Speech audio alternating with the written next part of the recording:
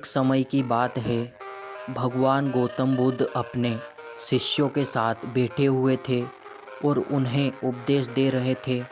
तब उन्होंने अपने शिष्यों से कहा, क्रोध इंसान का सबसे बड़ा दुश्मन है। क्रोध करने वाला व्यक्ति खुद को हानि पहुंचाता ही है, लेकिन दूसरों को भी हानि पहुंचाता है। वह प्रतिशोध की आग में जलता है और अपने जीवन को बर्बाद करता है। उनके उपदेश खत्म हो जाने के बाद उनके शिष्यों में से एक शिष्य खड़ा होता है और उसे बोलता है, तू एक ढोंगी है। तेरी बातें मनुष्यों के रहन सहन के विपरीत है। तू जो भी कहता है उसे अपने जीवन में अनुसरण नहीं करता और दूसरों को यह सब करने का कहता है। जब उसका वह शिष्य गौतम बुद्ध को उल्टी सीधी बातें कह रहा था, तब गौतम बुद्ध ने कोई प्रतिक्रिया नहीं दी और वे शांत बैठे थे। लेकिन ऐसे में वह व्यक्ति और भी ज़्यादा गुस्सा हो गया और गुस्से में आकर उसने गौतम बुद्ध के मुंह पर थूक दिया। इसके बाद भी महात्मा बुद्ध गौतम को गुस्सा नहीं आया और वे शांत थे। उन्होंने अपने चेहरे से थूक को पोंछा और वह चुपचाप बैठे गए। यह सब देखकर उस शिष्य को समझ नहीं आया कि वह क्या करेंगे। गुस्से में आकर वह उस जगह को छोड़कर चला गया और अगले दिन अपने घर पहुंचा। जैसे ही वह अपने घर पहुंचता, तब तक उसका दिमाग शांत हो चुका था। दिमाग के शांत होते ही उसे इस बात का एहसास हुआ कि उसने कितनी बड़ी गलती की है। उसे पाप हुआ है। वह खुद को मन ही मन कहने लगा, यह मैंने क्या कर दिया? मैंने महात्मा बुद्ध का अपमान किया है। ऐसा पाप मैं कैसे कर सकता हूँ? मैंने बहुत बड़ी गलती कर दी है। मुझे जाकर उनसे माफ़ी मांगनी होगी। यह कहकर वह तुरंत ही गौतम बुद्ध के पास चला गया, लेकिन गौतम बुद्ध उस स्थान पर नहीं थे। ऐसे में वह शिष्य जगह जगह भटक कर उन्हें खोजने लगा। जैसे ही उसे महात्मा बुद्ध मिले तो वह उनके पैरों में गिर गया और उनसे कहने लगा, मुझे माफ़ कर दीजिए, मुझे गलती हो गई। मैंने आपका अपमान किया है। मैंने यह बहुत बड़ा पाप किया है।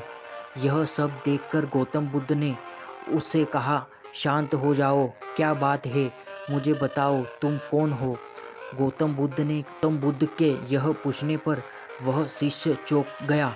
वह सोचने लगा कि महात्मा बुद्ध मुझे कैसे भूल सकते हैं? मैंने तो उनका अपमान किया था।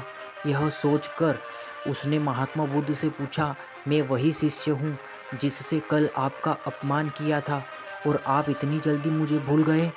हमें कल की बातों को कल में ही छोड़ देना चाहिए।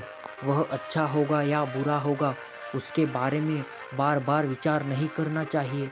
मैंने बीती हुई बातों को पीछे छोड़कर आगे चलता हूँ और ऐसे ही हम सबको भी करना चाहिए। महात्मा बुद्ध ने उस शिष्य से कहा।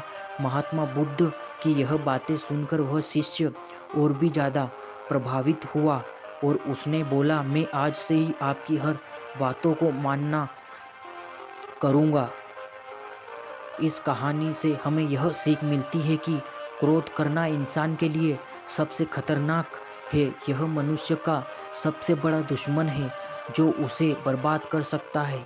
इसलिए मनुष्य को कभी भी क्रोध नहीं करना चाहिए। इस कहानी में हमें यह सीख मिलती है कि बीती हुई बातों को हमें भूलकर आगे बढ़ना चाहिए।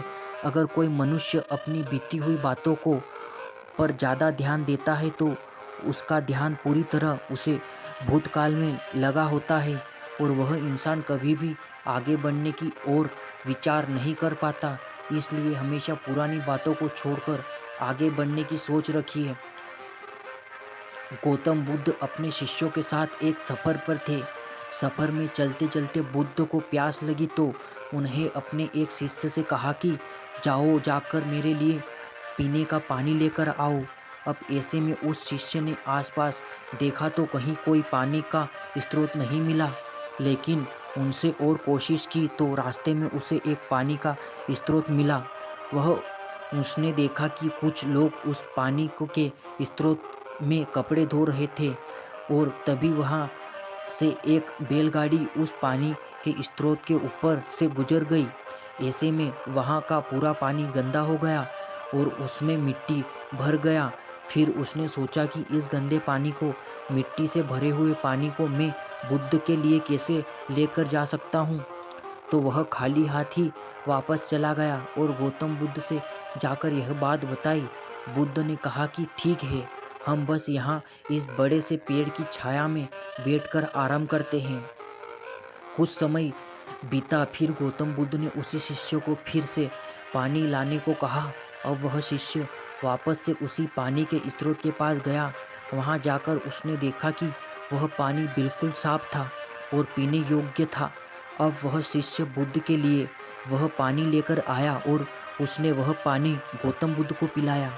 बुद्ध ने सबको यह बात बताई कि जिस तरह से पानी में कीचड़ मिट्टी फैल गई थी, लेकिन उससे ही थोड़ी समय तक छोड़ देने तक उसका सारा मिट्टी नीचे बैठ गया और वह पानी वापस से साफ हो गया।